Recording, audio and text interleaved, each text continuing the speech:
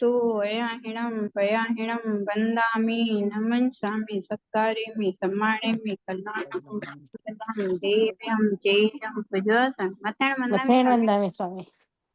हाँ जी। वयाहिणं भयाहिणं वन्दामि नमस्यामि सत्कारेमि सम्मानेमि कल्याणं मङ्गलं देवयं जयं सुजसं मथेण वन्दामि स्वामी। हाँ वन्दामि नमस्यामि सत्कारेमि सम्मानेमि कल्याणं मङ्गलं देव्यं जयं प्रज्वलतं मथेण वन्दामि स्वामी। स्वामी हाँ जी। सातामा। हाँ बराबर सात नमो हरिहंताणं नमो सिद्धाणं नमो आयर्याणं नमो वज्रायणं नमो लोयसो वसामणं एसो पंचनमुक्कारो सर्व पापप्रणाशनो मंगलानं च सव्ये सिद्ध परमं वै मंगलम परमं वै मंगलम। ओम नमो नानस्वाम ओम नमो सूयस ओम नमो सूय देव्याय ओम नमो गायनार्यस ओम नमो बंभिये विभिये तीर्थंकरो गणधरो पूर्वधरो श्रुतधरो वाचनाचार्य प्रधानाचार्य उपाध्याय साधु साधु भगवान तो आप सर्वे आज्ञा हो।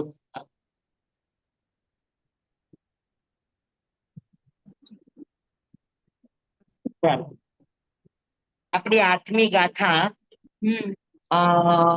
પૂરી થઈ ગઈ। 9મી ગાથા ચાલે છે કે 8મી ગાથા ચાલતી હતી? 8મી 8મી ગાથા 7 થઈ।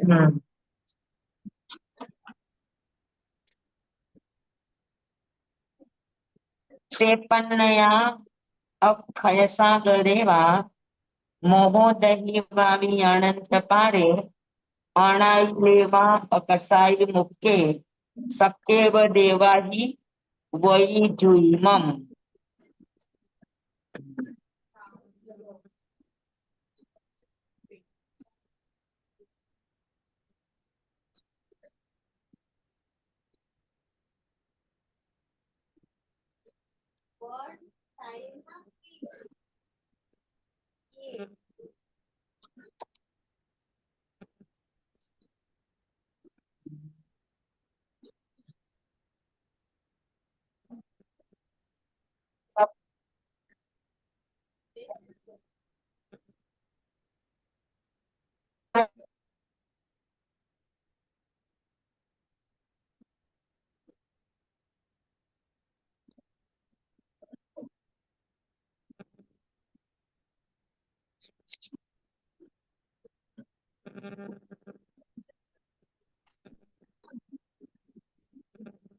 અવાજ નથી આવતો।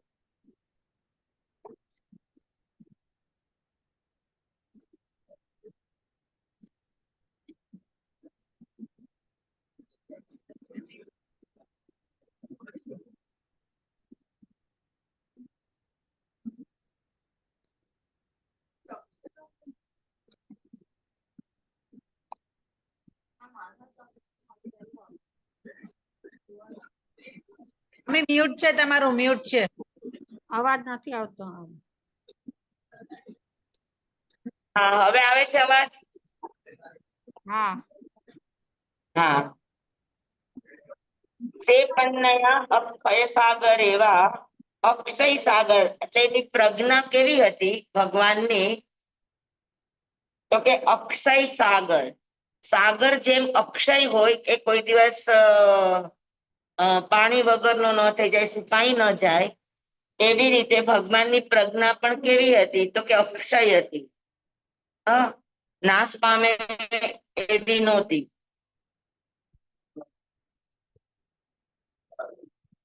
સમજાણું? અને મેં તમને કહ્યું તું પ્રજ્ઞા એ આપણે લાસ્ટ ટાઈમ ઘણા બધા દિવસ થઈ ગયા આપણા, તો પ્રજ્ઞાનો અર્થ કર્યો તો પ્રજ્ઞા કોને કહેવાય? જે જ્ઞાનમાં વિવેક ભળે એને પ્રજ્ઞા કહેવાય. જી જ્ઞાનમાં વિવેક ભળે. યસ, બરાબર. જે જે જ્ઞાનમાં, જે સમજણમાં વિવેક ભળે, પ્રભુની આજ્ઞા ભળે, આલોક અને પરલોક સંબંધીના ભાવો ભળે, એને પ્રજ્ઞા કહેવામાં આવે. ઇહલૌકિક હોય એ બુદ્ધિ હોઈ શકે, જ્ઞાન હોઈ શકે, પણ પ્રજ્ઞા નહીં. પ્રજ્ઞા ભૂતકાળનો, વર્તમાનનો અને ભવિષ્યનો ત્રણેય કાળનો વિચાર કરનારી હોય. તો પ્રજ્ઞાની અંદર વિવેક હોય. પણ એ ભગવાનની પ્રજ્ઞા કેવી હતી? તો કે અક્ષય. કોની જેમ? તો કે સમુદ્રની જેમ. જેમ સમુદ્રનું પાણી અક્ષય હોય તેમ ભગવાનની પ્રજ્ઞા પણ કેવી હતી? તો કે અક્ષય હતી. બરાબર. મહોદહી વાવી અનંત પારે. મહોદયી એટલે ભગવાનની પ્રજ્ઞા પણ કેવી હતી? બે વિશેષણ છે. એક તો ભગવાનની પ્રજ્ઞા અક્ષય હતી, સાગરની જેમ. પછી મહોદયી, મહોદયી એટલે સ્વયંભૂ રમણ સમુદ્ર, મહાન ઉદધી. સૌથી મોટામાં મોટો ઉદધી એટલે સમુદ્ર. કયો સમુદ્ર? તો કે સ્વયંભૂ રમણ સમુદ્ર. બરાબર. એક રજ્જુનો ત્રિછાલોક છે, એમાંથી અડધા રજ્જુમાં તો ખાલી સ્વયંભૂ રમણ સમુદ્ર છે, અને અડધા રજ્જુમાં બીજા અસંખ્યાતા દ્વીપ અને સમુદ્ર છે.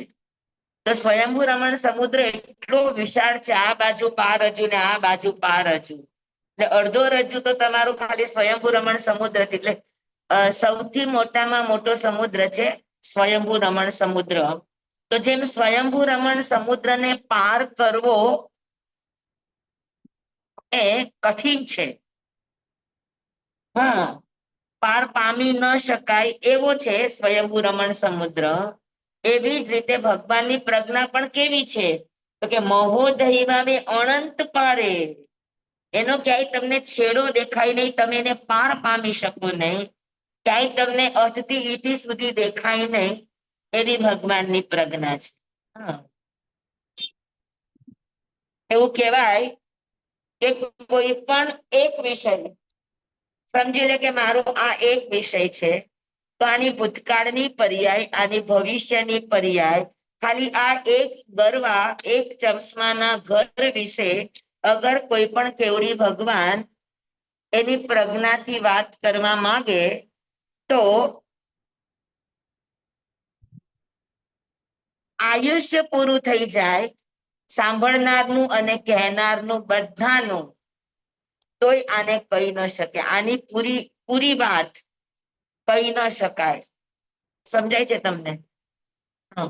અને એક જગ્યાએ તો એવી વાત છે કે કેવડી ભગવાન 1000 જીભથી, એક નહીં 1000 જીભથી કથન કરે, હજારો વર્ષ સુધી કથન કરે, છતાં પણ એક વસ્તુની ભૂત ભવિષ્ય પર્યાય કેવા બેસે તો તમારું આયુષ્ય પૂરું થઈ જાય, પણ એક વ્યક્તિ પૂરેપૂરી એક વસ્તુની પર્યાયને કહી શકે નહીં. કેવડી ભગવાન હોવા છતાં, સામર્થ્યવાન હોવા છતાં, 1000 જીભ બનાવે છતાં પણ એક વસ્તુની પર્યાયને કહી શકે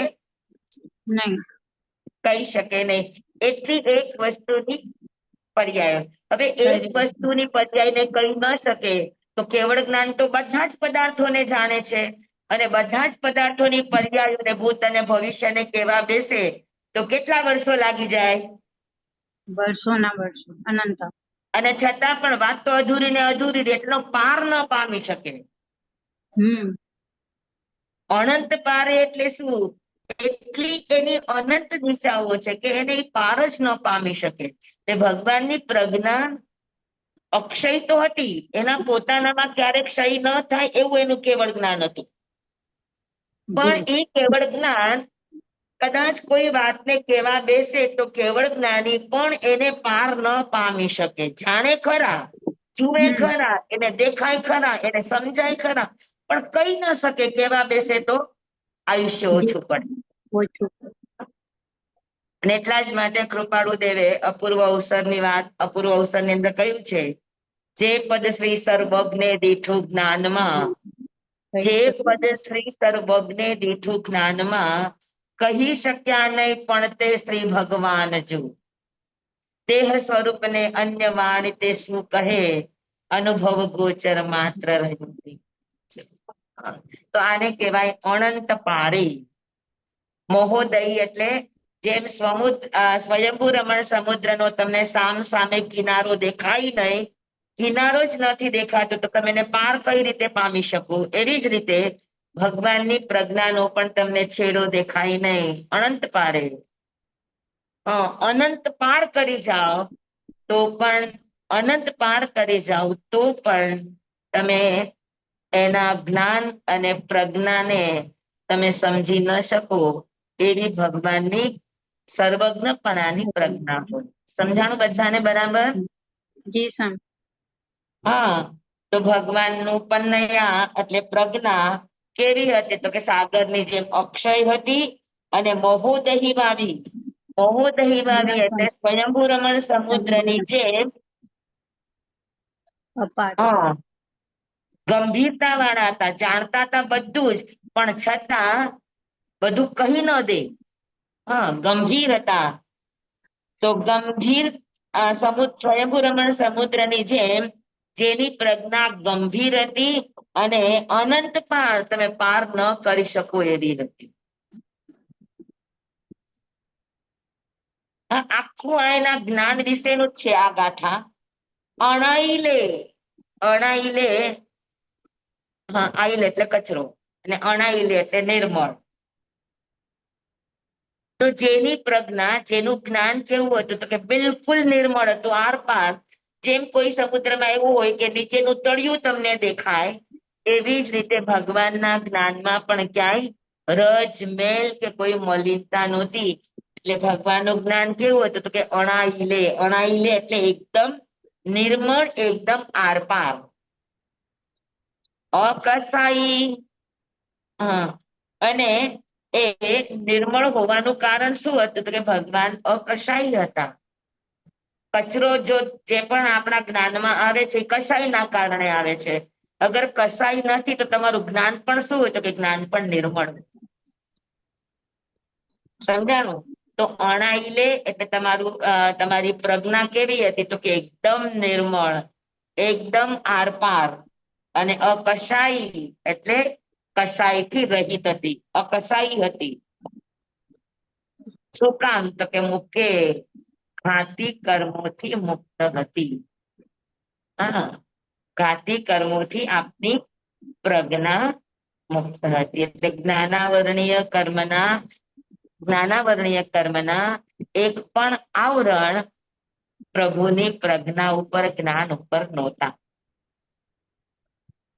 સમજાણું બધાને?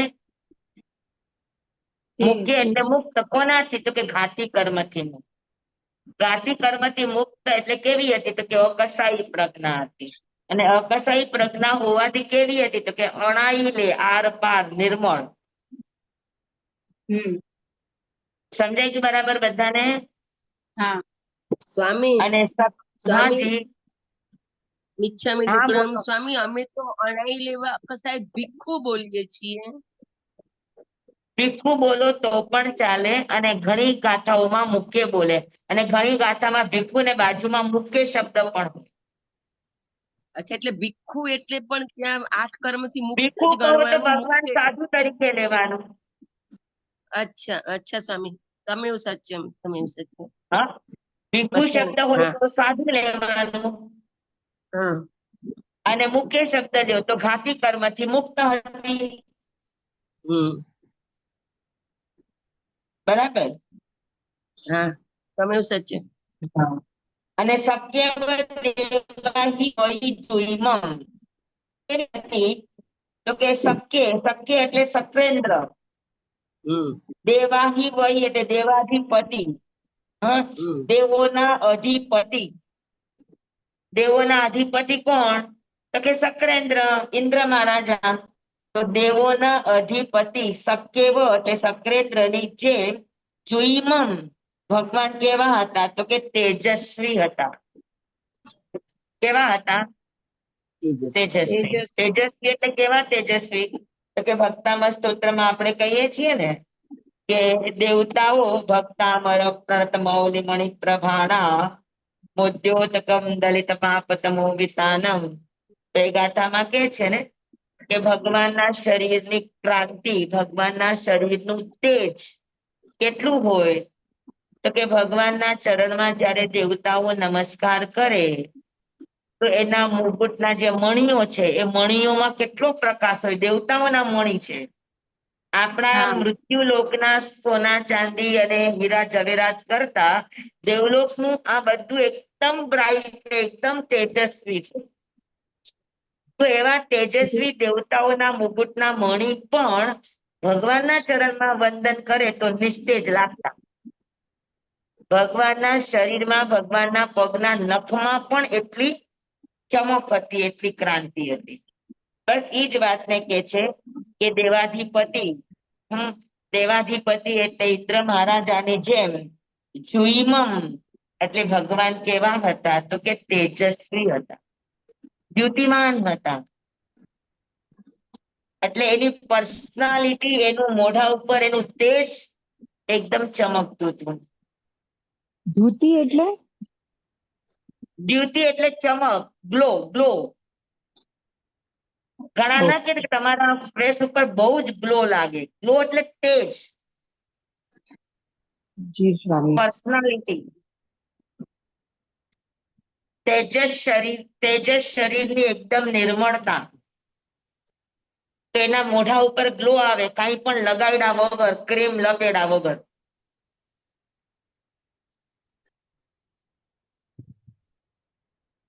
એને જુઈમમ, જુઈમમ એટલે દ્યુતિ કહેવાય, એટલે એના ફેસ નો ગ્લો. હા સ્વામી. સમજાણું? હા જી સ્વામી. તો ભગવાનનું એટલું તેજસ્વી શરીર હતું. આ ગાથા આખી સમજાઈ ગઈ. 3 ચરણની અંદર ભગવાનની પ્રજ્ઞાના વિશેષણ છે કે ભગવાનનું જ્ઞાન, પ્રજ્ઞા કેવી હતી? સાગરની જેમ અક્ષય, સ્વયંભૂ રમણ સમુદ્રની જેમ અનંત પાર અને ગંભીર, અણાઈને એકદમ નિર્મળ આરપાર, કસાઈથી રહિત અને મુખ્ય ઘાતી કર્મથી મુક્ત હતી ભગવાનની પ્રજ્ઞા. બરાબર. અને ભગવાનના મોઢાનું તેજ કેવું હતું? તો કે દેવાધિપતિ શક્રેન્દ્ર જેવું એનું શરીર દ્યુતિમાન હતું. હવે 9મી ગાથા. સેવીર્યેણં પરિપૂર્ણ વીર્યે સુદર્શનેવાનગ સંવર્ષેઠે સુરાલયવાસી મુદાગરે સે વીરાય એનેક ગુણવરે. સેવીર્યેણં પરિપૂર્ણ વીર્યે સુદર્શનેવા નગ સંવર્ષેઠે સુરાલયે ભાવી મુદાગરે સે વીરાયે નેગ ગુણો વે. બરાબર. હવે ભગવાન કેવા હતા? તો કે વીર્યેણ પરિપૂર્ણ વીર્ય. એ શક્તિમાં, વીર્યમાં, શક્તિમાં કેવા હતા? તો કે પરિપૂર્ણ વીર્ય, પ્રતિપૂર્ણ વીર્યમાન હતા.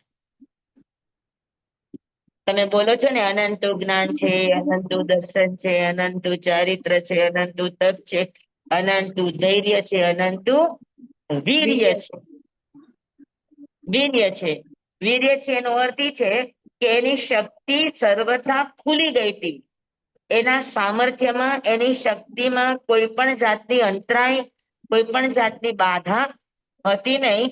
એટલે ભગવાનની શક્તિ, ભગવાનનું વીર્ય કેવું હતું? તો કે પ્રતિપૂર્ણ, એકદમ પરિપૂર્ણ વીર્યમાન હતું. શરીરનું વજન હોવું અલગ ચીજ છે અને શરીરનું સામર્થ્ય હોવું અલગ ચીજ છે. હવે વજન થી સમજી લો કે હું 80 ની હોઉં, 85 ની હોઉં કે 90 ની હોઉં, પણ મારું કાંડા બળ, મારું શરીર બળ કેટલું? જી સ્વામી. અને શરીર બળની સામે મારું આત્મબળ કેટલું?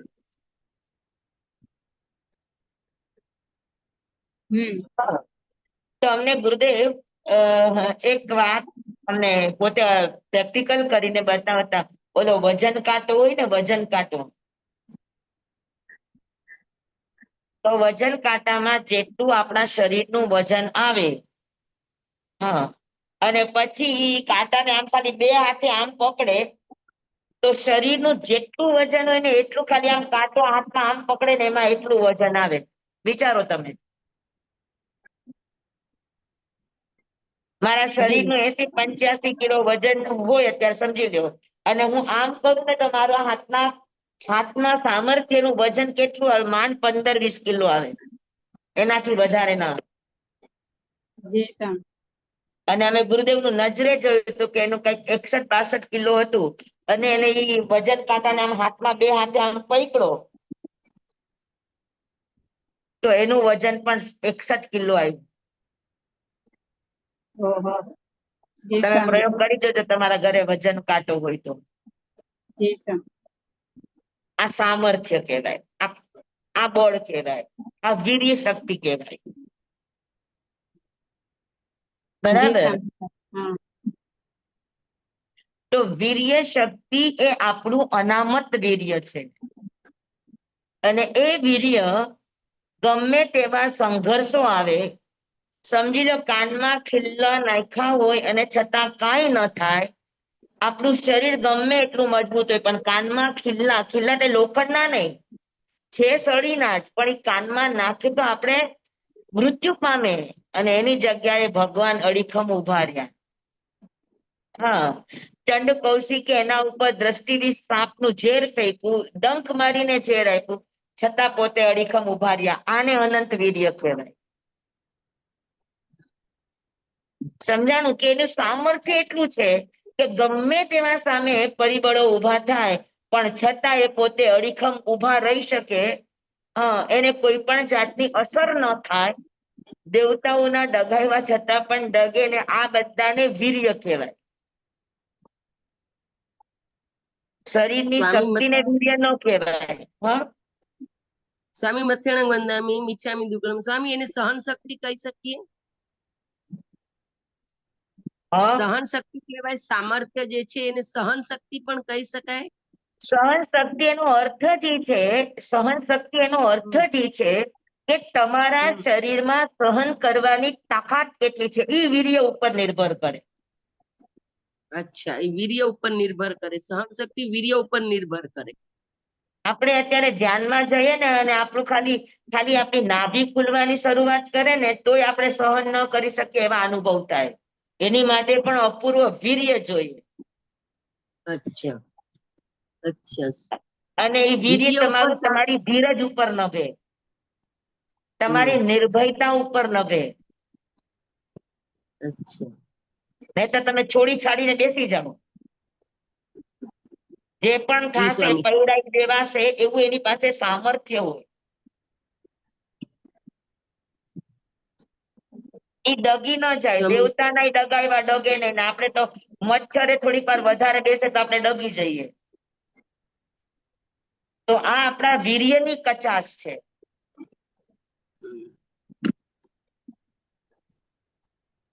તમેવ સત્યમ. બરાબર. તો ભગવાનનું વીર્ય કેવું હતું? તો કે અનંતુ વીર્ય, પ્રતિપૂર્ણ વીર્યવાન હતા. એટલે આખું એનું અંતરાય કર્મ જ તૂટી ગયું હતું.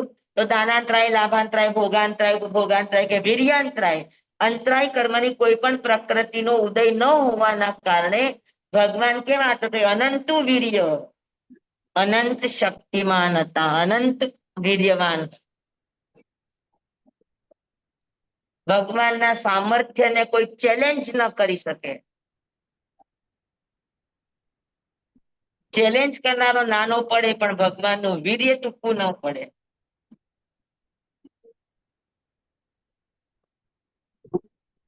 આપણે ખાલી એક નાનકડો પ્રયોગ કરી જોવાનો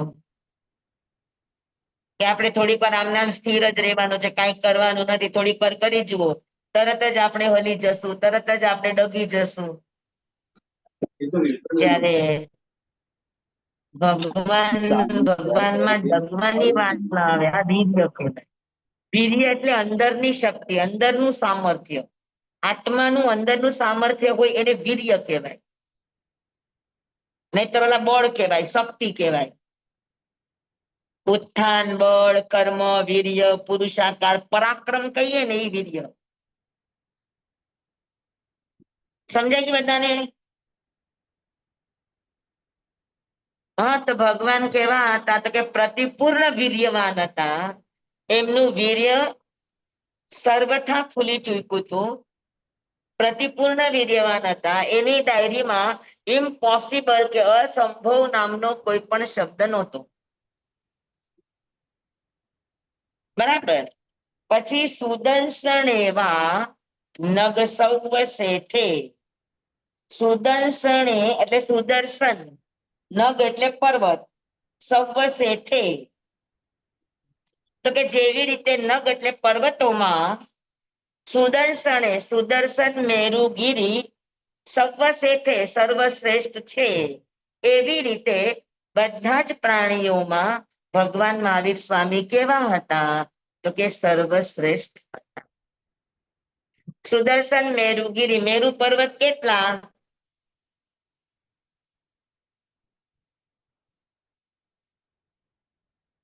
મેરુ પર્વત કેટલા? એક જ. સ્વામી 16 તો એના નામ છે ને સ્વામી? હા, મેરુ પર્વતના 16 નામ મેરુ છે. પર્વત કેટલા? હા, એક જ છે. મેરુ પર્વત કેટલા? 2. છે સ્વામી 16. 2. હા, 16 તો 16. એના નામ માં એક જ ને? એક જ છે ને? 5. મેરુ પર્વત બે કેટલા? 2. સ્વામી આપણા લોકમાં એક તમારા જ ને? કોઈના અધર જવાબ લોકમાં? મને ચોખ્ખા સંભળાતા નથી. 2 સ્વામી 2. 5 સ્વામી. મેરુ પર્વત કેટલા છે? એક જ. 5. હા, 5 કોણે કીધું? જી મેં મહાવિદ્ય ક્ષેત્રના 2. 4. હા, આપણે અહીંયા શિલ્પા ગાંધી. હાજી, મેરુ પર્વત 5 છે. જેટલા મહાવિદ્ય ક્ષેત્ર એટલા મેરુ પર્વત. કેટલા મહાવિદ્ય ક્ષેત્ર છે? મહાવિદ્ય ક્ષેત્ર. 5 છે ને? હા. એક જંબુદ્વીપ નું મહાવિદ્ય, 2 ઘાટકી ખંડના મહાવિદ્ય અને 2 પુષ્કરાર્ધના મહાવિદ્ય. 5 મળતો. બરાબર.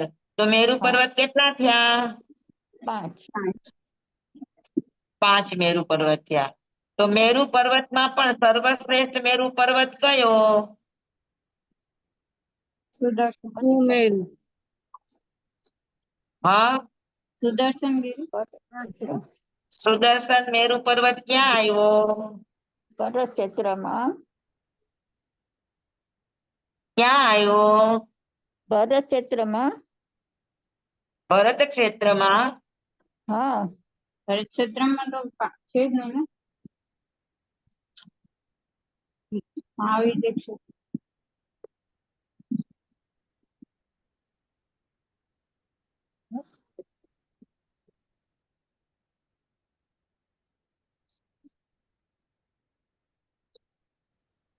સ્વામી 5 મહાવિદ્યમાં જ મેરુ ક્ષેત્ર છે તો ભરત ક્ષેત્રમાં નથી? એક મિનિટ હો. હા.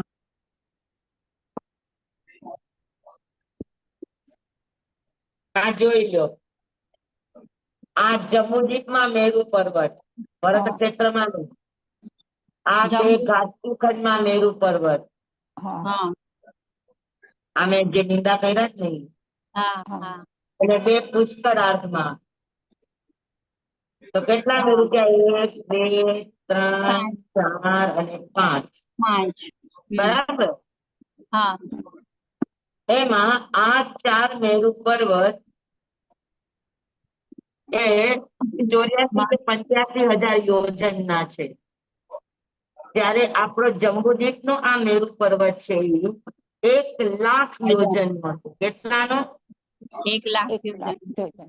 દરેક મેરુ પર્વતના નામ છે, પણ જંબુદ્વીપના મેરુ પર્વતને સુદર્શન મેરુગીરી કહેવાય.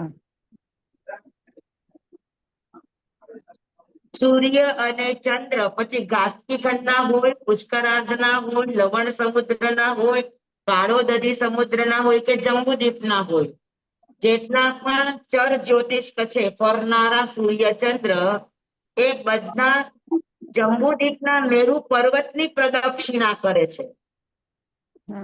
મેરુ પર્વતની સેન્ટર, આખા લોકનું સેન્ટર મેરુ પર્વત છે. દિશાઓની શરૂઆત પણ આ મેરુ પર્વતથી થાય. આખા લોકની નાભી પણ આ મેરુ પર્વત કહેવાય. સુદર્શન મેરુગીરી. હા, આ 5 નહીં, આ 4 નહીં. તો જે બધા મેરુ પર્વતની અંદર સૌથી સર્વશ્રેષ્ઠ મેરુ પર્વત કયો? તો કે સુદર્શન મેરુ પર્વત. આનું નામ છે સુદર્શન મેરુગીરી. એ સર્વશ્રેષ્ઠ એટલા માટે છે કે બધા મેરુ પર્વત કરતા અને બીજા બધા પર્વત કરતા સૌથી ઊંચામાં ઊંચો પર્વત આ છે. સૌથી રુદ્ધિમાં, લબ્ધિમાં, સુંદરતામાં સૌથી સર્વશ્રેષ્ઠ આ સુદર્શન મેરુગીરી છે. બરાબર. પછી સુદર્શન મેરુગીરી આખા લોકની નાભી છે. દિશાઓની શરૂઆત અહીંયાથી થાય. લોકોના દરેક ક્ષેત્રોના માપ આ મેરુ પર્વતથી નીકળે. ઉત્તર દક્ષિણ પણ આ મેરુ પર્વતના આધારે કહેવામાં આવે. બરાબર. તો જેમ સુદર્શન મેરુગીરી અનેક દ્રષ્ટિએ સર્વશ્રેષ્ઠ પર્વત છે બધા મેરુ પર્વતોમાં, બધા પર્વતોમાં, એવી જ રીતે ભગવાન મહાવીર સ્વામી પણ સમસ્ત સંતોમાં, સમસ્ત પુરુષોમાં, સમસ્ત સાધુઓમાં, સમસ્ત કેવડીઓમાં બધામાં સર્વશ્રેષ્ઠ કોણ છે? કે ભગવાન મહાવીર સ્વામી હતા. ભગવાનના 700 કેવડી હતા. તો 700 કેવડીમાં પણ ભગવાન સર્વશ્રેષ્ઠ હતા. સમજાણું બરાબર? જેમ 5 મેરુ પર્વતમાં સુદર્શન મેરુ સર્વશ્રેષ્ઠ છે, એમ કેવળ જ્ઞાનની દ્રષ્ટિએ તો બધા જ સરખા છે. પણ તેમ છતાં બધા કેવડીઓમાં પણ ભગવાન મહાવીર સ્વામીનું કેવળ જ્ઞાન અતિશયુક્ત હતું, સર્વશ્રેષ્ઠ હતું બધી જ રીતે. સમજાણું બધાને? હેલો, જી સ્વામી, જી સ્વામી, સમજાય ગયું બધાને? જી સ્વામી. હા. તો મેરુ પર્વત બધા પર્વતોમાં સર્વશ્રેષ્ઠ છે. એવી જ રીતે બધા જ જ્ઞાની પુરુષોમાં, બધા જ શ્રમણોમાં, બધા જ ત્યાગીઓમાં અથવા સંસારના તમામ પુરુષોમાં સર્વશ્રેષ્ઠ ભગવાન મહાવીર સ્વામી. બરાબર. પછી સુરાલય વાસી મુદાગરે છે. મુદાગરે છે એટલે આનંદ આપનારા, પ્રશસ્ત ભાવોને આપનારા, પ્રશસ્ત ગુણોથી યુક્ત કોણ હતું? તો સુરાલયેવા. જેમ અનેક આનંદકારી ગુણોથી યુક્ત સુરાલયે એટલે સ્વર્ગ. જેમ સ્વર્ગ ભૌતિક જગતમાં સ્વર્ગ અનેક જીવોને અનેક રીતે આનંદ આપનારું હોય. એ મકાનની દ્રષ્ટિએ જુઓ તો પણ આનંદકારી હોય, એના વસ્ત્રની અપેક્ષાએ ગણો તો પણ આનંદકારી હોય, એના રૂપની અપેક્ષાએ કરો તો પણ આનંદકારી હોય, એની ગતિની અપેક્ષા, એની સ્પીડની અપેક્ષાએ જુઓ તો પણ આનંદકારી હોય, એની ઈચ્છા પૂર્તિની અપેક્ષાએ જુઓ તો પણ આનંદકારી હોય. તો જેમ સ્વર્ગમાં અનેક એવી વસ્તુઓ છે કે જે આનંદ આપનારી છે. મુદાગરે એટલે આનંદ આપનારી. પ્રમોદ ભાવ આપનારી, પ્રસન્નતા આપનારી. હા, તો જેવી રીતે સુરાલયે, સુરાલયે, સુર આલય એટલે સ્વર્ગ, સ્વર્ગ એટલે દેવલોક, સુર એટલે દેવ, આલય એટલે નિવાસ. તો દેવો જે જગ્યામાં રહે એને શું કહેવાય? સુરલોક અથવા તો સ્વર્ગ અથવા તો દેવલોક. જે પણ શબ્દ વાપરીએ, તો જેવી રીતે સ્વર્ગ, દેવભૂમિ, મુદાગરે એટલે અનેક પ્રકારના આનંદકારી, પ્રશસ્ત કરનારા એવા ગુણોથી યુક્ત હોય, એવી જ રીતે ભગવાન પણ અનેક ગુણોથી એટલા સંપન્ન હતા કે જે કોઈ પણ ભગવાનના સાનિધ્યમાં આવે અને એના ગુણોને જુએ તો એને શું થાય? તો કે આનંદ આવે. સમજાય છે? તમે જેવા ભગવાનની સામે જાઓ તો ભગવાન તમારી આખી કુંડલી ખોલીને મૂકી દે. તો એ સાંભળો તો આનંદ આવે કે ન આવે? પછી એના તમને સમાધાન આપે, એનાથી પણ આનંદ આવે. એમની કૃપા મળે અને તમે એ બધા જ કષ્ટોથી પાર ઉતરી અને તમે પરમ અવસ્થાને પામો તો આનંદ આવે કે ન આવે? આવે. તો સ્વર્ગ જેમ આનંદ આપનારું છે, પ્રશસ્ત ભાવો આપનારું છે, પ્રસન્નતા આપનારું છે, એમ ભગવાનનું સાનિધ્ય પણ પ્રસન્નતા આપવા વાળું છે. એનું કારણ શું? તો કે અનેક ગુણો વગે. સ્વર્ગની અંદર અનેક પ્રકારના ગુણો છે. સ્વર્ગમાં પ્રશસ્ત ભાવો આપવા માટેના અનેક કારણો છે. બરાબર છે? સમજાય છે કે નહીં મારી વાત? સ્વામી, હા છે. આમાં એ ન સમજાયું કે ભગવાન આપણી પર્યાય ને ભૂતકાળની પર્યાયને ન જાણી શકે ને, કેવડી હોય તો હા? પણ આપણી ભૂતકાળની પર્યાયને ન જાણી શકે ને ભગવાન. કોણે કીધું? તો સ્વામી વસ્તુને ન જાણી શકે પણ આપણી ભૂતકાળની પર્યાયને જાણી શકે એવું? બધી જાણી શકે. અરે આખી કુંડળી ખોલીને મૂકી દે. જાણી પણ ન જાણી શકે. તો સ્વામી ભગવાનનું કેવળ જ્ઞાન આપણી શું કોઈ પણ વ્યક્તિની કોઈ પણ વસ્તુની આખી કુંડળી ભગવાન કાઢી શકે.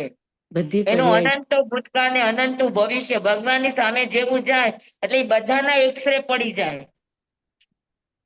તો સ્વામી પણ તમે ભગવાન ઓલું કહી શકતા નથી. અચ્છા કહી ના શકે પણ જાણી શકે. જાણી શકે, કહી ન શકે. અચ્છા શું કામ? કારણ કે આયુષ્ય ઓછું પડે. હા બરાબર. તમે સ્વામી પેલા બોલ્યા ને એ બધું કે અનંત જીભ, હજારો જીભ પણ એનું આયુષ્ય ઓછું પડે, હા એની શક્તિ હા ઓછી નથી, જી સ્વામી. એનું કહી શકવાનું સામર્થ્ય ઓછું નથી. પણ એ કેવા જાય તો કા સાંભળનારાનું આયુષ્ય પૂરું થઈ જાય, કા કેનારાનું આયુષ્ય પૂરું થઈ જાય. અચ્છા જી સ્વામી, આભાર સ્વામી.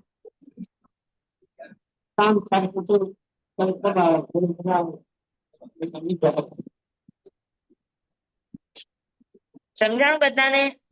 જી સ્વામી, આભાર સ્વામી. સ્વર્ગમાં આનંદ આપવા વાળી કઈ કઈ વસ્તુ હોય? તો કે સુરલોક, સ્વર્ગના આખા આવાસો, એની રચનાઓ. બરાબર. એક મકાન સરસ રીતે બન્યું હોય તો આપણને કેટલો આનંદ આવે. તો દેવલોકની અંદર તો સગવડતા અને દેવલોકના આખા વર્ણનો તમે સાંભળતા હો તો એ તમે ખાલી વર્ણન સાંભળો તોય આનંદ આવે, તો જુઓ તો કેવો આનંદ આવે. ત્યાંના કપડા એટલા સરસ હોય, ત્યાંના દાગીના એટલા સરસ હોય. દેવો પાસેનું સામર્થ્ય, ચપટી વગાડો ને 21 વાર જંબુદીપને આંટો મારી આવે એટલી તેની સ્પીડ હોય. તેની પાસે એવા અનેક ગુણો છે, અનેક વિદ્યાઓ છે કે જેના કારણે પ્રશસ્તતા લાગે, આપણને એનાથી આનંદ આવે. એના પ્રત્યે પ્રમોદ ભાવ જાગે એ વસ્તુઓ પ્રત્યે. તો એવી રીતે ભગવાનમાં પણ એટલા અનેક ગુણો છે કે જે ગુણોને આપણે સાંભળીએ, જે ગુણોનો આપણે અનુભવ કરીએ તો આપણામાં પણ શું જાગે? આપણામાં પણ પ્રમોદ ભાવ જાગે, આપણને આનંદ થાય, એના પ્રત્યે અહોભાવ જાગે. કારણ કે ભગવાનમાં પણ આવા અનેક ગુણોથી ભગવાન યુક્ત હોય છે. સમજાણું બરાબર? હાજી સમજાય ગયું બધાને? જી સ્વામી. હાજી સ્વામી. જી સ્વામી. હા, કોઈને કઈ પૂછવું છે કે બરાબર થઈ ગયું? બરાબર છે, બરાબર છે. હા, તો ભગવાન વીર્યમાં પ્રતિપૂર્ણ વીર્યવાન હતા. પછી બધા જ પર્વતોમાં સર્વશ્રેષ્ઠ મેરુ પર્વતની જેમ ભગવાન બધાની અંદર સર્વશ્રેષ્ઠ હતા.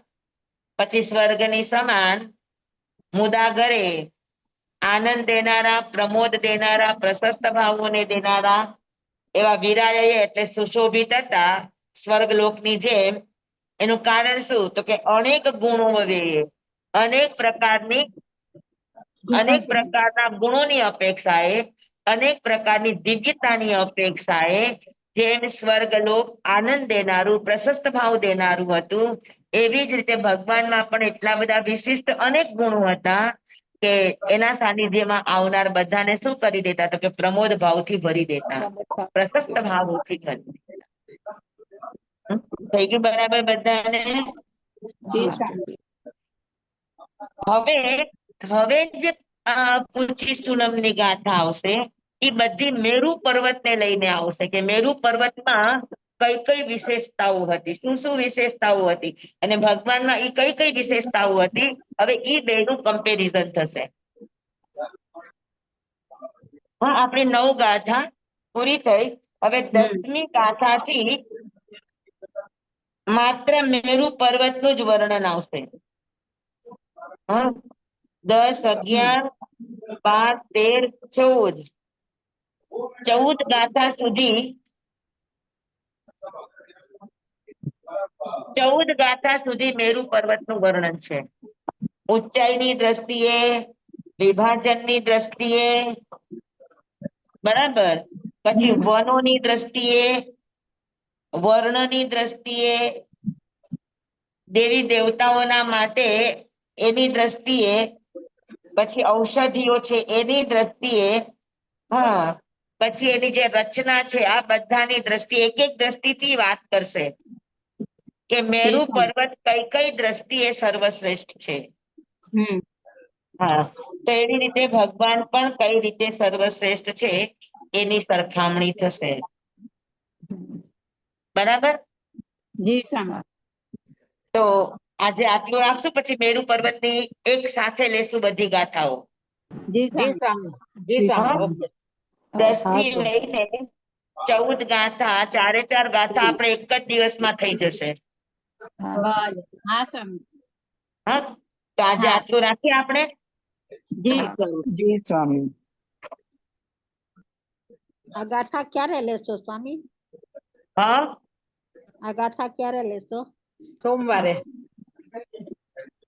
સોમવારે. મારા ક્લાસ હોય. હવે તમારા મંગળ અને બુધવારના ગોટાળા તમે સમેટીને આપણા હા, આ ગ્રુપમાં નાખી દઉં. ગ્રુપમાં નાખી દેજો. હા હા. બુધવારે મંગળ નથી. અને બુધનો જે ગોટાળો છે એ સમેટી લેજો અને મંગળવારે તો આપણે બધા તકવારથી જ જ લાભ લઈશું. દઈ શકે એવો ભાવ રાખજો. તો જી બને સ્વામી. ત્યાં સુધી આત્મસિદ્ધિ બુધવારે ન લેવાય એવું જોજો. હા. નહીતર બુધવારે સવારે મંગળ અને બુધ બે છોડી દેજો એટલે કોઈના પણ ક્લાસ હોય તો એ જાય નહીં. બુધવારે સવારે રાખી શકો ને સ્વામી? એ તમારે જે પણ સમય નક્કી હા, કરવો એ નક્કી કરીને મને સવારના ખાલી મેં ગ્રુપમાં લખી દેજો. આપની અનુકૂળતા જોઈએ ને પણ સ્વામી. મારી અનુકૂળતા હું કરી લઈશ. જી સ્વામી, આપની ખૂબ ખૂબ કૃપા છે અમારે. ખાલી તમારી અનુકૂળતા મને જણાવી દેજો. હને? જી. હા સ્વામી. તો મંગળ અને બુધ બે ગોઠવીને પછી ફાઇનલ તમારું આપણું આખા અઠવાડિયાનું લિસ્ટ આપી દેજો. મંગળ હા. અને બુધ સવારે રાખી દે તો ના, વાંધો. મંગળવારે તો સવારે આપણે સ્વામી તત્વાર્થ જ હા, છે. મંગળવારે તત્વાર્થ સવારે છે. હા ને બુધવારે આપણે ખાલી શુક્ર શનિવારમાં જ ફેરફાર કરવાનો છે. નહીં, બુધવારમાં પણ ઘણાને લેસન છે તો બુધવારે આપણે આત્મસિદ્ધિ રાખી હતી તો ના પાડતા હતા. હા, એટલે બુધવારે બધાને શિબિર તો હોય ને. બુધવારે આગમ રાખવો હોય તો રાખી દો અને શનિવારે આગમ છે એની જગ્યાએ આત્મસિદ્ધિ રાખી દો. હા, એમ જ બુધ કરો અને સાહેબ. શનિમાં ફરક. હા. શનિવારનું સૂર્યગ્રહણ બુધવારે લઈ લ્યો અને બુધવારની આત્મસિદ્ધિ શનિવારે બુધવારની લો. હા હા. હા, ચાલશે. હા, બુધવારે વાંધો નહીં. હા, એટલે આપણું હવે શેડ્યુલ સ્વામી આપણું. મારે તો હા, પણ સ્વામી બુધવારે સવારે રાખો તો ન ચાલે? બુધવારે બધાને અરે મને તો મંડળ હોય. ગમે ત્યારે ચાલે, પણ બધાને ફાવવું જોઈએ ને આપણા બધા મેમ્બરોને. સ્વામી સવારે નાની નો ફાવે સ્વામી અમને બધાને બધાને બુધવારે છીએ ગણાંક રાખો ને. હવે જો હું ક્લાસ પૂરો કરું છું પછી 5-10 મિનિટ તમે ક્લાસમાં, આજે આપણે વહેલો ક્લાસ લીધો છે તો તમે અંદર નક્કી કરીને પછી કહેજો, એટલે હું તમારી આગળથી રવાના થાઉં છું. મને ચાલશે તમે જે ટાઈમ કહેશો એ. સ્વામી માંગલી જી સ્વામીજી. જંબાઈદમ મચ્ચામિનમ વિનાકરમ અચકરમ પયહિણમ વિનયહિણમ જોગિણમ ગોષિણમ સુઠોદિનમ દુટુમડી જે વકાલે કહું સજાઓ કાલે ન કહું સજાઓ હોય સજાય સજાયમ સજાય ન સજાયમ. ભણતા ગણતા ચિંતવતા વિચારતા સુણતા સાંભળતા જ્ઞાનીઓના અનંત અનંત ભાવો છે, અનંત અનંત પર્યાયો છે, અનંત અનંત ગમા છે, અનંત અનંત નહીં છે, અનંત અનંત નિક્ષેપ છે, અનંત અનંત રહસ્ય છે, અનંત અનંત ખુલાસાઓ છે. આમાંથી કોઈ પણ ભાવ ભેદ નહીં, નિક્ષેપ ગમા રહસ્ય ખુલાસાનું સ્ખલન સદમસ્ત ભાવે મારા બોલવામાં આવ્યું હોય, કહેવામાં આવ્યું હોય, સમજાવવામાં આવ્યું હોય, આપના સાંભળવા અને સમજવામાં આવ્યું હોય તો અર્યાસિત કેવડી ગુરુ ભગવાન આપની સાક્ષી આત્મા પરમાત્માની સાક્ષીએ તસ્મિચ્છામિ દુક્કડમ તમેવ સત્યમ નિસંકમ જમ જીનેહિમ પવેયમ શિવમ બનતે શિવમ દિવ્યેમી. બુધવારે સ્વામી 11 થી આપનો 12 ખૂબ ખૂબ રાખ્યું છે. આભાર. આભાર સ્વામી. બુધવારે 11 થી 12 ચાલે સ્વામી? ધન્યવાણી સ્વામી, ધન્યવાણી. મારી તો આ કેટલી અડધી રાત હોય. માંગલિક રહી ગયો. પણ આ આપણે ગયા વખતે કર્યું હતું ને, છે ને વિવાબેન, અહીંયા છે મુંબઈમાં સવારે લેડીઝોને નથી ફાવતું, એમને કઈ છોકરાઓને મૂકવા તેડવા જવાનું હોય, ટિફિન 11 થી કરવાના હોય, એટલે એ લોકોને નથી ફાવતું. 11 થી 12 ચાલે બુધવાર? પછી 11 મારી અડધી રાત્રે સવારે હોય. કોઈ ન ફાવે, બધા સ્કૂલ કોલેજ હોય, બધા ટિફિન હોય. હા, એટલે કોઈને ફાવતું નથી. સવારે જરાય નથી ફાવતું, કચવાટ થઈ જાય છે. તો એટલે એના માટે આપણે બુધ ને શુક્રવાર 2 માં ફેરફાર કર્યું છે. બુધ ને શનિ પેલા શનિવાર, શનિવારે હા, જ હતું. બુધવાર ને શનિવારમાં. શુક્રવાર તો કર્મ પ્રકૃતિ ફિક્સ છે. હા, તો બુધવારે એવું શનિવારે વરદાન રહેશે અને શનિવારે આપણું આત્મસિદ્ધિ. હવે રેકોર્ડિંગ બંધ કરી લો. હા, રેકોર્ડિંગ બંધ કરો. પણ આપણે પેલા બુધવારે સવારે લેતા હતા.